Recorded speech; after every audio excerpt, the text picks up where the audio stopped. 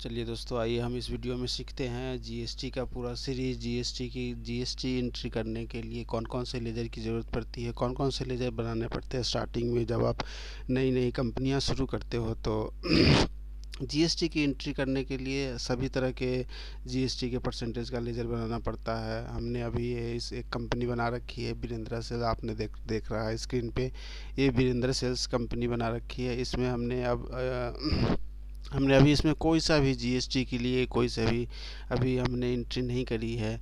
अब हम आपको सिखाएंगे कि अगर आप टैली प्राइम में अगर आप वर्क कर रहे हो और नई नई कंपनी खोल रहे हो, आप नई कंपनी को कैसे आप क्रिएट करोगे, सारी जीएसटी के लिए लेजर क्रिएशन कैसे करेंगे, कौन कौन से लेजर बनाए जाते हैं, ये मैं आपको सिखाऊंगा।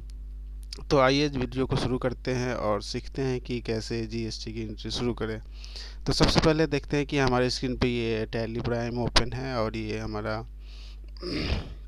अब आपको बताते हैं कि कैसे बनाते हैं जीएसटी के लिए लेज़र। सबसे पहले तो हम देखते हैं कि इसमें कौन कौन से कितने लेज़र बने हुए हैं। तो अभी मैं आपको दिखा दूँ, इसके लिए लेज़र देखने के लिए इसका शॉर्टकट फार्मूला होता है DAL। ये डालते ही आपको अभी स्क्रीन पे दिख गया होगा कि इसमें कितने लेज़र बने हुए हैं। इसमें देखिए तो मात्र बने हुए हैं 1 2 3 4 5 6 7 8 लेजर बने हुए हैं, बाकी कोई सा भी लेजर नहीं बना हुआ। अभी अभी हमने नई नई कंपनी क्रिएशन की है आप लोगों को जीएसटी के लिए वीडियो सिखाने के लिए। तो अभी हम शुरू करते हैं। सबसे पहले हम जब किसी परचेज़ की एंट्री करने जाते हैं तो किसी भी परचेज़ में उस पर जीएसटी लगी होती है। जीएसटी का परसेंटेज 5% होगा, 12% होगा, 18% होगा, 28% होंगे। इस तरीके से जीएसटी हर एक आइटम के लिए अलग अलग आते हैं। जैसे कि आप किसी सेम चीज़ में बिजनेस करते हैं, एक ही तरीके का बिजनेस करते हैं, जैसे कि एक ही चीज़ का सेल परचेज़ करते हैं, तो आपको ज़्यादा लेजर बनाने की ज़रूरत नहीं पड़ती है। लेकिन अलग अलग आइटम आप परचेज़ करते हैं तो अलग अलग सारे सब अलग अलग जीएसटी का रेट आता है इस पर, जिस पे किसी आइटम पे 5% हो सकता है, किसी पे 12% हो सकता है, किसी पे 18% हो सकता है, किसी आइटम पे 28% तक जीएसटी हो सकती है। तो इसके लिए जब भी आप बनाएंगे तो हर एक के लिए अलग अलग लेज़र बनाना पड़ेगा। तो चलिए वीडियो बनाते हैं, अभी देखते हैं कैसे लेज़र बनाया जाता है। लेज़र में आएंगे, क्रिएशन में आएंगे। जैसे ही हम परचेज़ की एंट्री करने जाते हैं तो वहाँ पे जीएसटी का लेजर पूछता है। अगर वो एंट्री नहीं करते हैं तो हमारा वो मिसमैच में रिपोर्ट आ जाती है जीएसटीआर 1 में और जीएसटीआर 2 में। तो अभी आइए शुरू करते हैं, बनाते हैं जीएसटी के लिए लेजर। यहाँ पे हम क्रिएट में आएंगे। क्रिएट करते ही इसमें अब हमें क्या बनाना है वो देखना है। हमें अकाउंट मास्टर लेजर बनानी है, सबके लिए लेजर बनानी होती है। तो जैसे कि हमारा कोई आइटम है जिस पे 12% जीएसटी आती है, तो 12% जीएसटी आती है, तो यानी कि उसमें 6% सीजीएसटी और 6% एसजीएसटी होंगे। तो उसके लिए हम बनाते हैं जीएसटी के लेजर। तो इसमें हम करेंगे जीएसटी परचेज @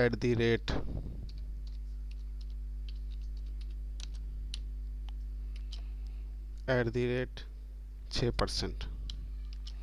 जैसे ही हमने इस पर 6% डाल दिया, अब इसको एक्सेप्ट कराएंगे। अब यहाँ पे हम इसमें अंडर में लेंगे, इसमें टैक्स में लेंगे। टैक्स में ये आती है आपको जीएसटी ड्यूटी एंड टैक्सेस में, इस ग्रुप में लेंगे। ड्यूटी एंड टैक्सेस में ये ले लेंगे। अब इसमें परसेंटेज कैलकुलेशन बता रहा है, तो हमने जीएसटी के 6 परचेज जीएसटी परचेज 6%, तो हम यहाँ पे 6% लेंगे, इसको एक्सेप्ट कराएंगे।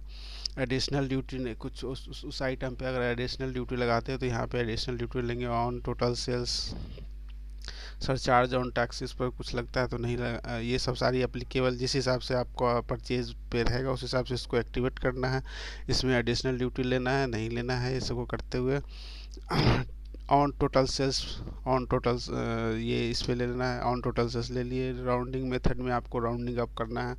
अगर आप हर सब चीज़ में आप राउंड फिगर लेना चाहते हैं तो इसमें यहाँ पे राउंडिंग अप कर दीजिए, ताकि वो हमेशा 1 रुपये तक की राउंडिंग अप लेगा।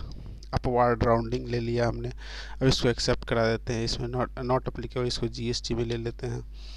ये क्या है जो आप परचेज जिसके लिए बनाए थे, गुड्स है तो गुड्स कर देंगे, सर्विस होगा तो service. Based on quantity based on value कर देते हैं, बेस्ड ऑन वैल्यू कर देंगे। टोटल वैल्यू पे वो टैक्स कैलकुलेशन करेगा। अब ये एंट्री हमने एक्सेप्ट करा दी है।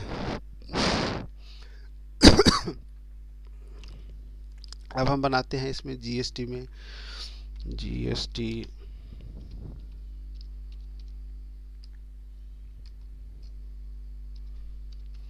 जीएसटी परचेज,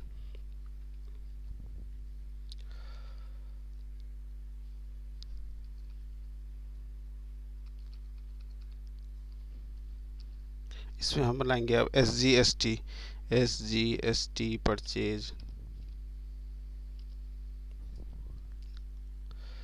SGST परचेज नहीं कर, सिर्फ SGST। अगर हम इसमें 6% ले लेते हैं तो इसको हम 6% कर देते हैं। SGST 6%, यानी कि स्टेट गवर्नमेंट का टैक्स है ये। ड्यूटी एंड टैक्स में यहाँ ले लेंगे 6%, यहाँ 6% लेके इसको नॉट अप्लीकेबल, इसको हम method of calculation additional duty on total sales rounding up, इसमें नॉट अप्लीकेबल, इसमें हम यहाँ पे आते हैं राउंडिंग अप वर्ड लेते हैं ये करते हुए। अब यहाँ पे जीएसटी में इसको ले लेते हैं, गुड्स आ गया, ये आ गया, इसको एक्सेप्ट करा दिया हमने अब 6% के लिए दो लेजर बना लिए हैं। जैसे कि अब CGST और SGST में जानते हैं कि अलग अलग, जो एक स्टेट गवर्नमेंट का होता है, एक सेंट्रल गवर्नमेंट का होता है। अब IGST, जैसे कि कोई हमें बाहर से परचेज होता है तो उसके लिए हम IGST बनाएंगे। IGST 12%, जैसे कि वो 18% का सामान है तो 18% पे बनाते हैं, इसको शिफ्ट करके 18%, यानी कि इसमें IGST टोटल टैक्स हो जाएगा 18% पे लगेगा। जब ये लोकल इंटर स्टेट का बात होता है तो यहाँ पे 9% लगते हैं, 9% CGST, 9% SGST। इसको ड्यूटी या टैक्स में लेते हुए यहाँ टैक्स कैलकुलेशन 18% कर दिया, ऑटोमेटिक 18% कर लेगा। यहाँ पे राउंडिंग अप कर देंगे, इतना करते हुए इसको GST में लेते हुए, इसको गुड्स है तो गुड्स ले लेंगे, एक्सेप्ट करा देंगे इसको। अब हमने IGST 18% बना लिया। अब इसी 18% के लिए अगर कोई मटेरियल हम 18% पे खरीदते हैं तो अब उसको GST, जैसे स्टेट गवर्नमेंट की बात होती है तो वहाँ पे 9% CGST, 9% SGST ऐसे लगते हैं। तो अब उसके लिए हम CGST लगाते हैं, CGST 9%, CGST @ 9%, CGST ये 9% हो गया, CGST 9% का परचेज हो गया, ये टैक्स एंड ड्यूटी में आ गया। इसमें अदर में इसको GST में लेते हैं, GST में लेके सेंट्रल टैक्स का हो गया तो सेंट्रल टैक्स लेंगे, इसमें 18% लेके इसको राउंडिंग अप मेथड कर देंगे, यहाँ कर देंगे। अब इसको ऐसे करके ये एक्सेप्ट एंट्री करा दी हमने। इसमें सॉरी, इसमें एक